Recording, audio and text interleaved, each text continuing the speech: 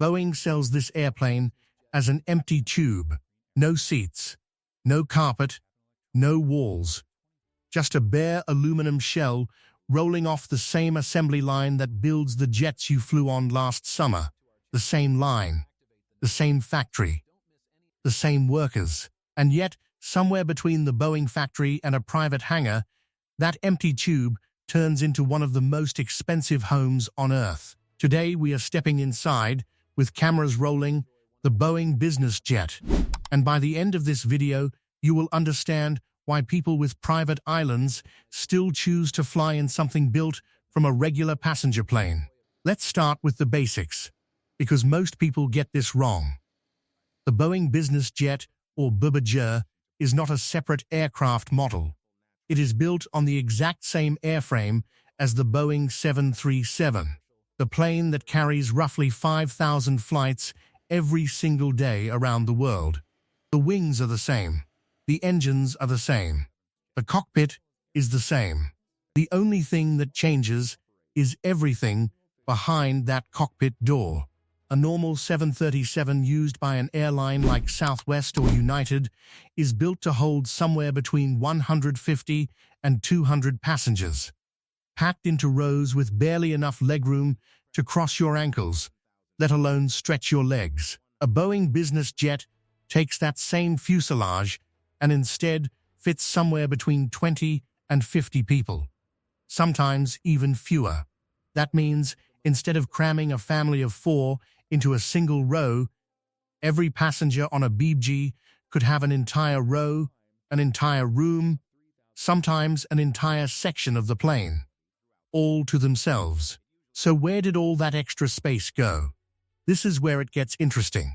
Boeing does not build the inside of these jets. When the aircraft leaves the factory, it is delivered as what insiders call a green aircraft, essentially a flying shell with no interior at all.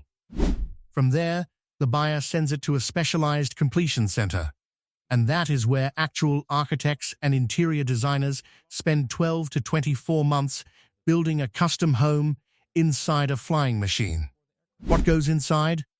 A private master bedroom with a real king-size bed is common. Not a fold-out couch, an actual bed with proper bedding, blackout shades, and climate control tuned for sleeping through a 15-hour overnight flight. Walk a few steps further, and you will often find a full bathroom complete with a shower, something almost unheard of even in the most expensive, traditional private jets. Past that, owners frequently build a private office with a desk, multiple screens, and secure communication systems. Because for many of these buyers, this jet is also a mobile headquarters.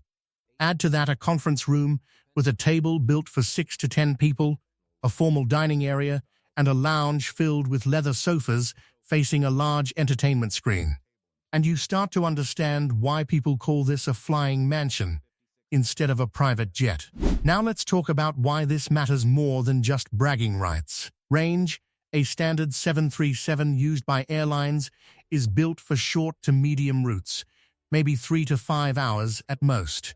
The Boeing Business Jet is engineered completely differently.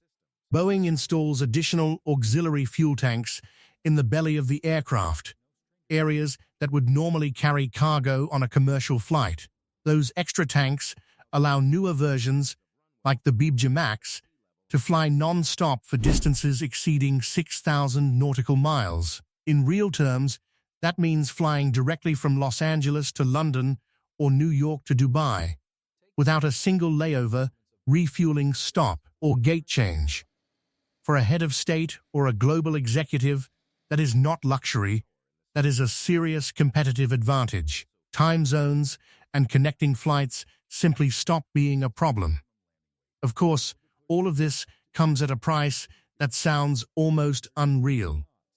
A brand new Boeing Business Jet straight from the factory before a single seat is installed typically costs somewhere between $80 and $110 million. That is just for the bare shell, no carpet, no walls, no furniture.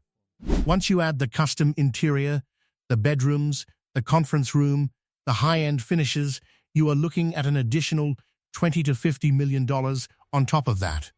Add it all up, and a fully completed Boeing Business Jet can cost well over $100 million before it ever takes off for the first time.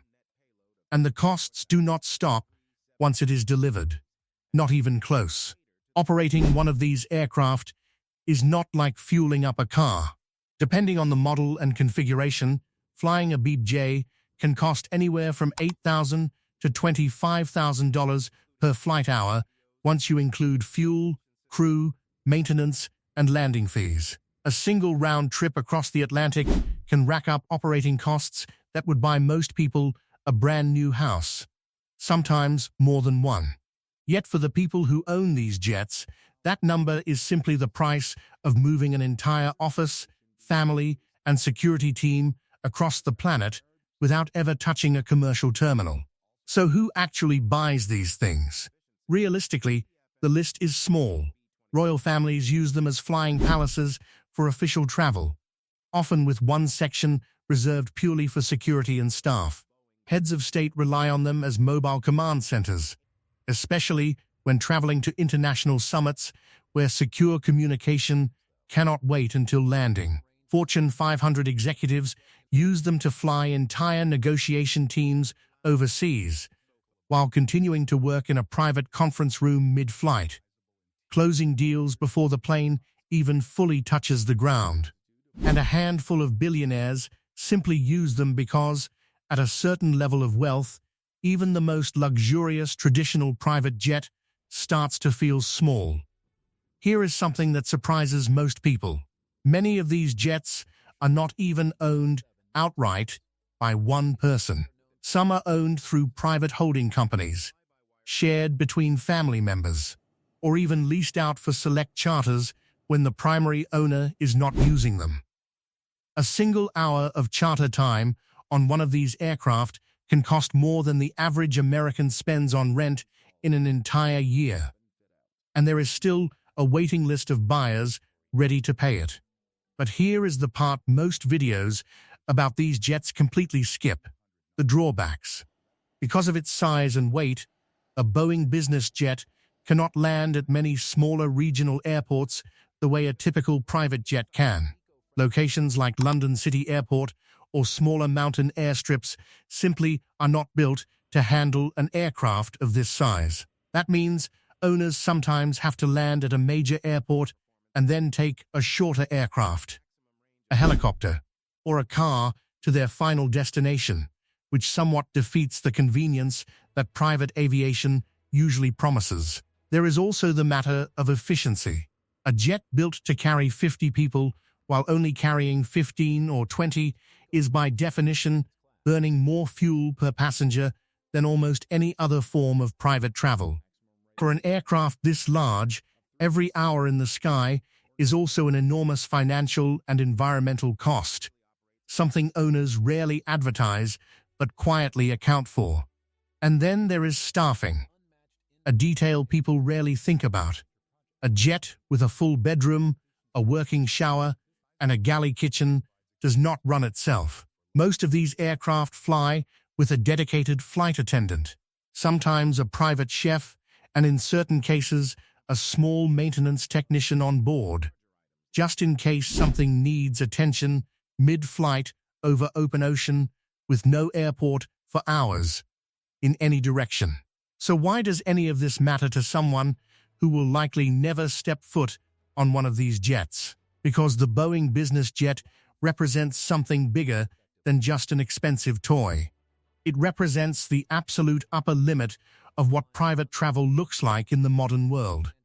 A complete reversal of everything a commercial airliner is designed to do. Instead of fitting as many people as possible into the smallest space, it asks a completely different question. What happens if you take the same airplane and build it around just one person's comfort instead of 200?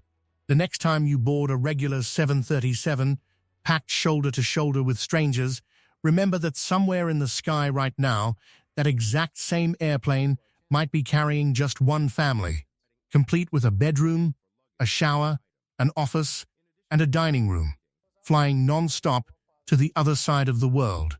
Same wings, same engines, same logo on the tail. Completely different world waiting behind that cockpit door. If you found this breakdown interesting, make sure to subscribe, because next time we are going inside something even more extreme in the world of private aviation. An aircraft so large that calling it a private jet almost feels like an understatement, and you will not want to miss it.